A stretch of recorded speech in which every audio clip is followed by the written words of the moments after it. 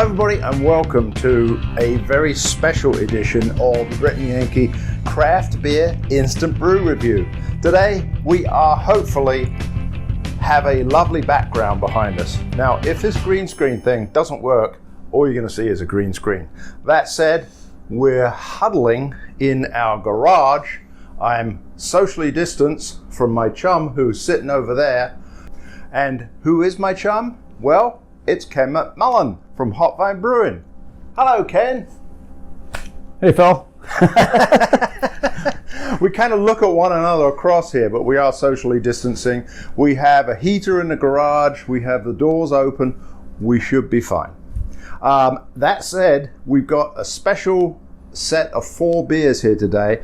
I posted recently on Facebook that the fine folks at Noon Whistle from their Naperville and Lombard locations have sent out a care package to the Britain Yankee. So we thought, what better than to crack them open and to taste them and let you know whether we like them, which hopefully then you'll like them. We'll also get Ken's professional opinion on them, and I'm sure they're waiting for that. Let's push forward, right, Ken? Yeah. Okay. Let's do. So the first beer that we have from them is a standard. It is their Hop Prism Blue India Pale Ale. Now, do you know anything about these, Ken? Well, funny enough, Noon Whistle has opened up a Naperville location that's less than a couple miles from work and home. How convenient. So I have been there a few times, but I didn't know which beers you had specifically, so I have not researched. I mean, they have a bunch of IPAs on, and some are hazies, and some are West Coast, and you know. Yeah, I forgot. Sorry, I was pouring away here, and I forgot. I've only got 1 can, so I'm going to pass that over. I had to reach out there. So go ahead and pour that one out, Ken, for us. Yeah, this one is. I don't think this is a gummy. This is actually just a standard New England IPA. It is a little bit hazy. Hey, I've got my Fobab glass there. And it's going to be really interesting. We're going to have to hold our beers in front of us. Look at because this. Sometimes the green screen doesn't work well with that. Isn't that nice? Oh, there you go. You got the Midwest Brewers Fest, and I got my Fobab hat on. All right, we're all set here. Good, man. We're all geared up. So anyway, this was poured out, and as I say, if you hold it in front of you, Ken, it should be a lot better in terms of the green screen. We'll see. Oh, I got you. Anyway, aroma. Oh. Are you sure this isn't a hazy? No, well, I don't know. I'm going to look at the can. It doesn't say. Doesn't say on the can. Okay. What we do know is it's a blue can and it's 7.3%. So we are starting with some kind of good ones right away. We were hoping that Matt Smith, who was a very kind chap who sent us this, he's a certified Cicerone down at Noon Whistle. And we were hoping he was going to be able to join us on our podcast while we recorded this. Unfortunately, he has a meeting because he's got a job. So, I guess you've got a job too, Ken, right? Yeah, I came up here taking a little breather. All right, you've been cleaning lines. Yep. All right, good man. Anyway, luckily, Matt has agreed to tell us all about these beers, and we'll go to him right now. My name is Matt. I'm with Noon Whistle Brewing. For those of you who are not familiar with us, we are a local Chicagoland brewery. So we've been open since 2014, and we've been making great beer ever since. And so we've actually expanded our portfolio and our brewing space last year. We were originally in Lombard, and we opened up a brand new, very large space here in Naperville that you can see behind me. And so thank you, Phil, for allowing me to come on Britain Yankee. I'm excited to talk about the beer. So Hop Prism Blue, correct?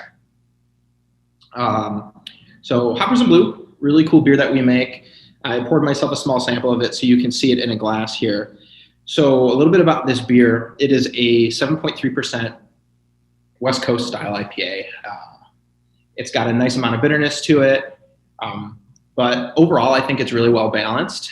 It's actually a very simple beer that we make, but still very full flavored. We're using 100% base malt in this beer. So it's actually 100% two-row malt. and we're adding Simcoe and Mosaic hop. So the Simcoe hop is mostly for bittering. That adds a nice clean bitterness to it. It adds a little bit of citrus note, a little bit of spice, but overall we're dry hopping it with a hop called Mosaic, like I said, and that adds a lot of tropical fruit notes. You're going to get some mango, you're going to get some pineapple. So overall, like I said, just it's a really well-balanced, well-made IPA. It's got a nice, just clean, golden clear color to it. So cheers. Well, thank you very much, Matt. Let's see if we taste it and see if we like it. What do you think? You've tasted it, right? Yeah, it's got a solid amount of bitterness. I would say this is definitely a West Coast IPA. I'm getting something a little, I would like to describe this as perfumey. Is that Maybe because floral. of the hops that's in it? It's probably you're Floral, probably thank you pulling very much. floral out of there. So, well, after doing a little bit of research, Phil, it's Simcoe and Mosaic hops in here, which surprises me. Usually Simcoe I can pull out pretty quickly, or not Simcoe, Mosaic, because it's like blueberry and tangerine and like a lot of citrus going on in there, berry notes. But I got more floral and more, more like earthy type notes. So I don't know why a smell is like a taste in my mind. A mind is a terrible thing to waste. Anyway, so as a drinkable IPA, not too hazy, I like this one because the bitterness is quite up there.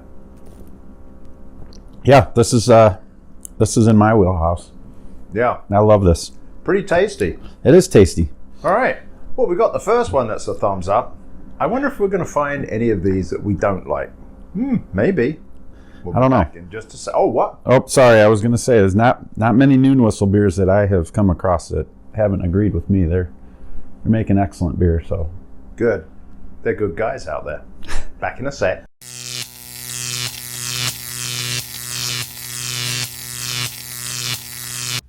Hello. A second beer is something that has a very interesting title. In fact, in summer, my grandsons have lemonade stands. What we've got here is a jam stand. Underneath it, it says blackberry raspberry, but it doesn't tell me anything about it. Do you know anything about it, Ken? yes, You're not going to tell me though, are you? no. Good man. I'm doing like a blind taste test. Ken's had a look to see what he can find out about these beers. So here we go. I'm going to crack it open. And we don't have synchronized openings because Ken's sitting over there. We're being very careful. Right, so I have my Brother Chimp snifter for this one. And here we go. Oh my gosh. It's pouring out like a milkshake IPA. Goodness gracious me, look at that. Heavens above. I'm passing it over to Ken. Got it, Ken? Oh, I can see you got it from the other side. I gotta switch hands right Yeah. into There you my go. altar glass. All right. We're advertising Wow. lots of small breweries here today. While we are pouring it out, maybe we'll go to Matt and find out about this beer. So the next beer that I'm going to be talking about is a beer called Jam Stand. And we do a couple different varieties of this beer. Basically, all of our Jam Stand beers are overly fruited sours. And this version has blackberries and raspberries. And they're all very similar in base. So we actually use a Berliner Weiss base. So it's about 60% wheat malt in this beer. And then it's about 40% pale malt. And we naturally bring the tartness down a little bit by adding a little bit of lactobacillus. But then, like I said, we overly fruit it. So this variation, as I said, has blackberries and raspberries, which is obviously adding to that color. And we're using an all-natural puree for both of those different fruits. And so it gives it a nice kind of thick, creamy mouthfeel that you would get just from the actual puree that we're using. So it's a really cool beer. You get a little bit of sweetness on the nose from the fruit. And then when you actually taste it, that tartness really, really comes through. So I'll kind of take a sip and talk you through it. Yeah, so nice full-bodied mouthfeel.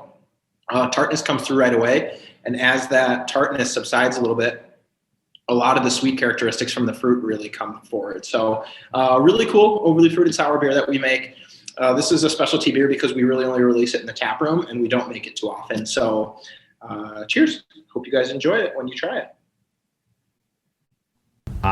Thank you very much, Matt. Well, let's see if we enjoy it. I'm going to give it a sniff here. I know this looks absolutely like blackberries and raspberries. I thought you were going to say blood. Oh, blood. It looks like a blood. Very good. Oh, man, it smells like raspberries and blackberries. Now, I always say that blackberries don't have too much of a flavor. Maybe they've just added it to give it a little coloring, make it a little darker. Raspberries, well, they're pretty darn good in beer. Ken, what's the aromas coming through us? Oh, it's all fruit. That's crazy. It's jam stand obviously refers to like jam, like jelly. Raspberry and blackberry jelly. Yeah. Now, is there a difference between jam and jelly? I think there is. Probably the addition of sugar, I'm guessing. I don't know. I think jelly is clear and jam has pits in it. Yeah, it's more... Or pips, is that? Pits or pips? It's more of a pureed fruit. Yeah. And jelly's probably more refined. Okay, so let's drink it.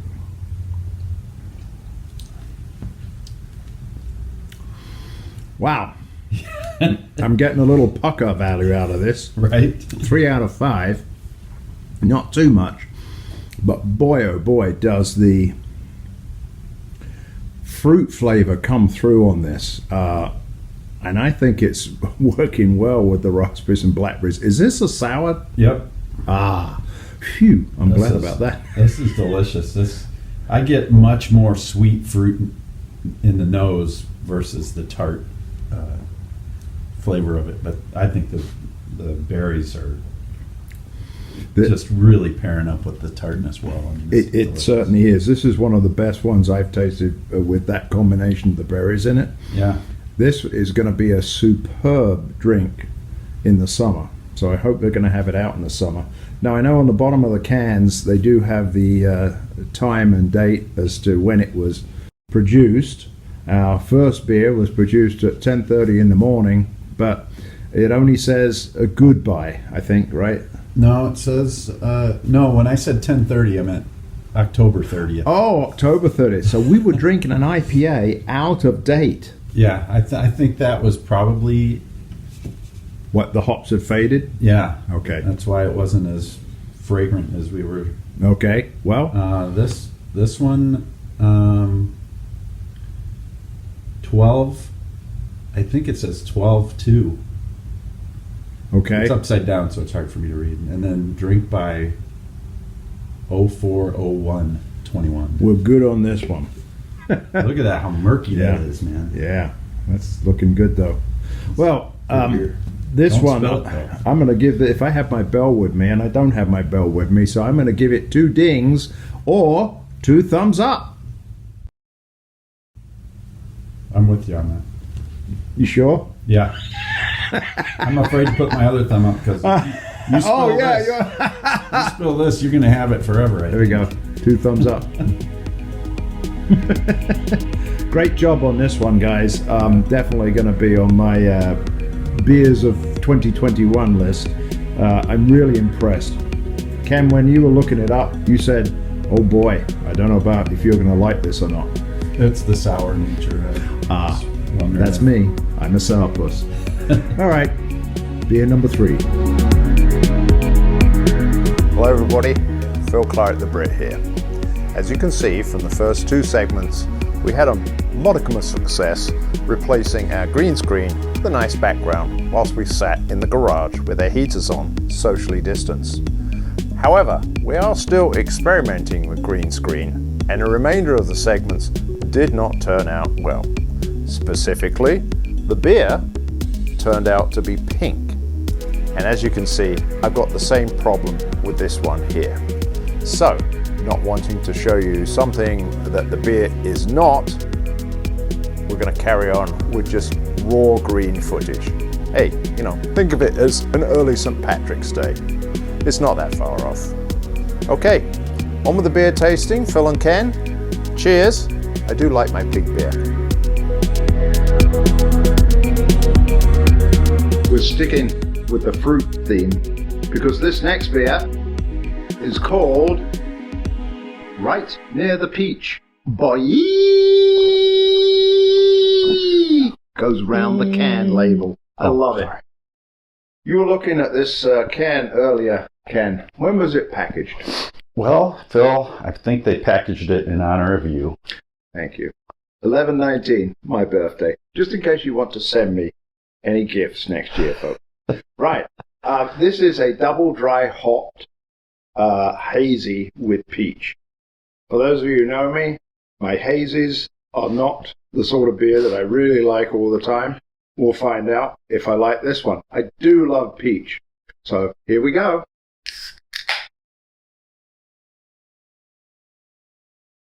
Not getting too much peach from the aroma in the can. Let's pour. Oh yes, this is definitely a hazy.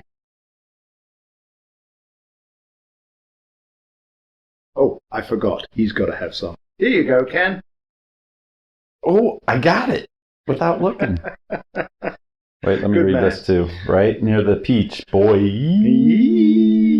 And I have an Avery Brewing glass in which I've got mine.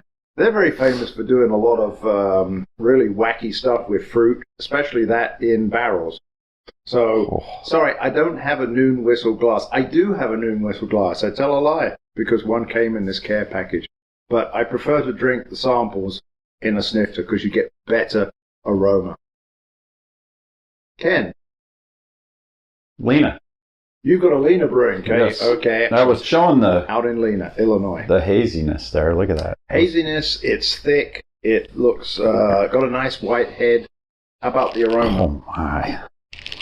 Oh my. Oh my goodness. Yeah. Now I'm getting the peach. That's very peachy. Very delicate peach flavor. That's not delicate. That's bold. That's like wow. Oh, it's bold, is it? Bold peach. Bold peach. Azaka and Amarillo hops. You reckon? That's, well, yeah. Oh, you looked it up. Okay.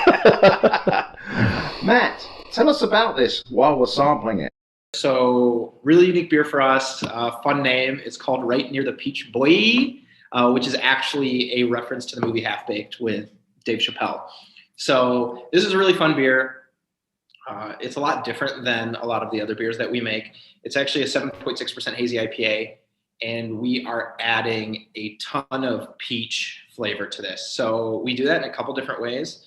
We actually have a peach concentrate in this beer. We have a peach puree, and then a little bit of a white peach extract. And so when you smell and taste it, I mean, it's basically just straight. It's like you're biting into a peach, essentially. Really cool beer. Nice and velvety mouthfeel. We're using actually a lot of flake oats in this beer, which gives it kind of that creamy oatmeal stout-like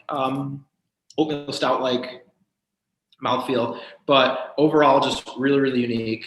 It's nice and sweet. Like I said, it's basically like just biting into a white peach. So very, very good. Well, I've sampled this. And I think at last I found a hazy IPA I actually like. Because it tastes like juice? But, well, yeah. So here I am saying that most of the hazies taste like orange juice and citrus.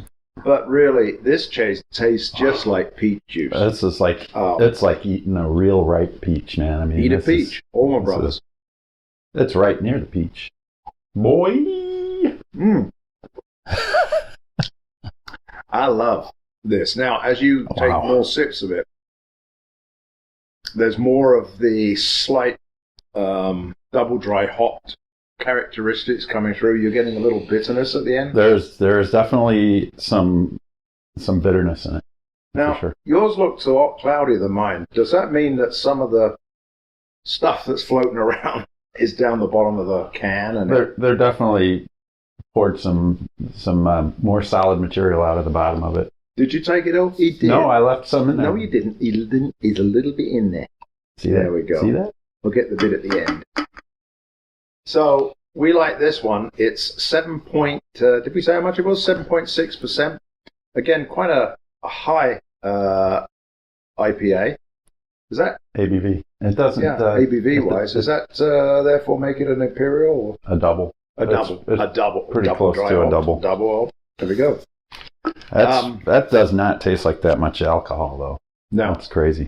Yeah, this was one that I think if you're having a summer party, as with the last one, you can start with a double dry hopped peach boy, and then head over to a jam stand. And pour small glasses. 4 small glasses, yeah. This is a beer that you can share with your friends. So although you can go out and buy a 4-pack, I think that's good enough for 8 people. Ken, are we giving this one a thumb in any direction? Up. Way up. Cheers. Cheers. Last beer coming back from Noon Whistle, who are in Lombard and Naperville.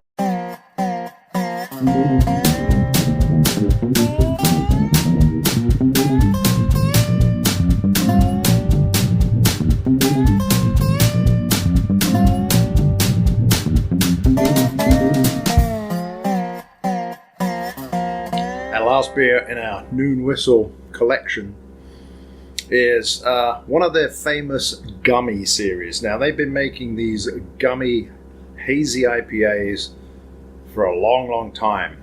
There's a whole plethora of them. We have one that's coming in at 6.8. It is called Don't Worry, Be Gummy, which I think is everything that we want these days, given the current problems in our country. Enough of the politics. Let's crack open the beer. Now for this, I've got to reach down and I've got to balance it all here. I have a Scratch brewing glass.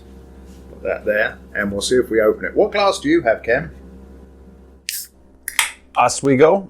Off we go. Oh, Oswego. Oswego. So this is one of their classic hazes.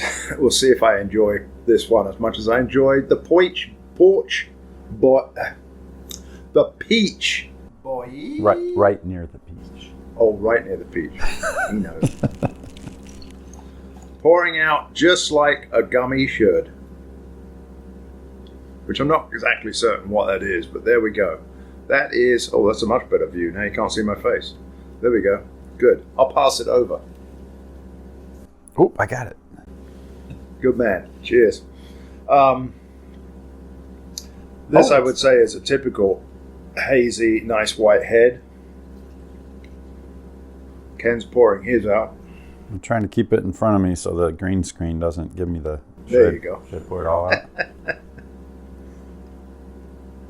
Look at that. He's finishing it up. What a beautiful pour. You know, this one didn't have the residue at the... Didn't have bottom. any spooge at the bottom. That last one, yeah. Yeah, the residue is sometimes good. Oh, there we go. You're comparing the two, the peach and this one, the gummy. So, the aroma certainly comes in just like a hazy IPA. I can always kind of tell because it's kind of got that bittery, it's almost like the hops are really fresh in it. Am I wrong? No, I mean, I totally get that real bright, fresh fruit character. It's like, and I did do a little research on this. Okay, but tell us all about it, I guys. also noticed that they put the hops on the can on this one. Mosaic, Citra, and Equinox. What is Equinox hops? It used to be profile. I think it used to be Equinox, and they had to change it. They changed it to Equinox with a K. But I don't know exactly what the flavor profile of Equinox is. Sorry. Mosaic, that's pretty easy. That's berried and dark fruit and tropical fruit and tropical fruit, right? Citrusy. Yeah. Yeah. Okay. I get kind of like melon You getting a little melon? This one, yeah, I get like Yeah. honeydew, really. And He's calling me honey. I'm not going to do anything. Let's drink I it. just did a sexual harassment training, and I'm not allowed to use the term honey. All right, sweetie, go ahead and drink it. Okay, hunk.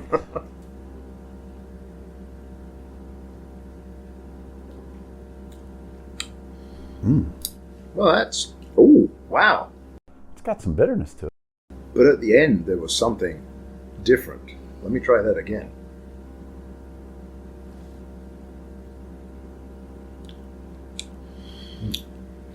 I get a lot of citrus in there. At the end of it, it's almost like a little orange zest Yeah. that comes through and goes, "Ooh, are you eating an orange? Are you eating an orange, Ken?" I'm drinking one. Drinking. Yeah, it's not as intensely citrusy as a lot of the hazes I've tried. I have to say that this one is probably my least favorite out of the four. That said, I'm certainly not going to not drink it. I believe you me. I think it's delicious. You do? Yeah. You like the hazes more than I do, right? Well, I'm open to hazies. I wasn't open to hazies in the beginning because I viewed them as unfinished beers, you know. Then I went to a seminar, and I've told this before. I'm sure I've told it on Brit and Yankee before, but they had so they had a researcher centrifuge a hazy and take all the haze out, and it dropped out the fruit character in the beer along with the haze. And then there's the biotransformation that happens by dry hopping during an active fermentation that causes this, and this somehow holds the aromatics of the hops better when it's hazy. So I embrace the haze now. Embrace the haze. Well, let's see what Matt thinks about this beer. All right, guys. So the last beer that we have to taste is a hazy IPA named Don't Worry, Be Gummy. I'm sure a lot of you have already heard of the Gummy series. So basically what we do at Noon Whistle is every year we come out with multiple hazy IPAs, and they all have the same theme where the name is revolved around gummies. So like I said, this is our hazy IPA Gummy series. So Don't Worry, Be Gummy is a cool beer just because it is the newest gummy beer that we've made. It was our fourth quarter option for the market this year, and we've gotten a lot of really positive feedback on it. So I'll tell you a little bit about this beer. Like I said, hazy IPA, 6.8%. We're using 3 hop varietals in here. We have Mosaic, which gives it a nice kind of fruity flavor. Citra adds a little bit of the bitterness, so we're using that as a slight bittering hop. You'll notice that this beer is a little bit more well-balanced than a lot of the hazy IPAs on the market, and that is just because we do add a little bit of hop material to the boil to add some bitterness to it. And then last but not least, we're using a hop in here called Equinaut, which gives it a nice kind of herbal, I almost get a little bit of a spiciness with this beer. It's really, really well balanced. And then malt bill, as you'll notice, it's a little bit golden in color and almost like a little bit of an orange hue. So we use base malt 2-row. We're using flaked oats, which gives it a nice kind of creamy, velvety type of mouthfeel. And then we actually use a malt in here called honey malt, which also gives it a little bit of sweetness and adds a little bit of color. So overall, just a nice fruit-forward, juicy, hazy IPA. Really delicious, really well balanced. And you can find this beer here at the tap room or at both our tap rooms, as well as out in the market right now. So cheers. Well, thanks, Matt. Really appreciate you coming on the show and telling us what we didn't know and describing it properly, because I believe that you are a certified Cicerone. So tell us, what does it take to become that? All right. So as Phil had mentioned, I am what's called a certified Cicerone. So if you're not familiar with this Cicerone certification program, the easiest way to explain it is a wine sommelier, but for beer. So there's actually 4 levels to the Cicerone program. There's certified beer server. There is what's called level 2 certified Cicerone, which is what I am. There's level 3, which is called advanced Cicerone. And then there's level 4, which is called master Cicerone is the last level. basically what it is it's a test that you take that challenges your knowledge on everything beer. So there's different combinations of, there's different categories within the test. They always test you on beer styles. So make sure that you know your beer styles, differences between ales and lagers, beers from Britain, beers from Belgium, beers from the United States. There's always a food and beer pairing section on there. There's always an essay section where they, ask you different questions, explain the best way to serve beer on draft when it's X and Y style, whatever it may be. And then there's always a tasting portion. So you have to be able to recognize off flavors and tell the difference between different types of beer and being able to pick out, key ingredients with different styles of beer as well. So like I said, I'm level 2. Every time you advance, the tests get a lot more in depth and a lot harder, to the point where I think Master Cicerone, there's maybe only 15 to 20 worldwide that have passed that test. So actually it's really cool because the corporate headquarters are here in Chicago. It was founded by author Ray Daniels, who is a beer expert. So yeah, that's a little bit about the certification or Cicerone certification program. So it's a fun way to challenge yourself to learn as much as you can about beer. So. Well, there you go, Ken. Maybe you can be one of these days. Okay. You know what they say? They can't teach an old dog new tricks. That's not true. Well, it's been absolutely amazing. I'd like to thank Noon Whistle very, very much for sending us this care package. Yeah, for sure. We will get through 2021 a lot better than we ever did for 2020. Ken, thank you very much for sampling with me. Can we reach one another to give ourselves a clang? I think so. We can give it a try. Cheers.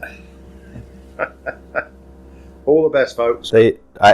Before we go, maybe you can cut this in or whatever, but I would encourage you to go to at least the Naperville location. They have a wonderful patio with heaters.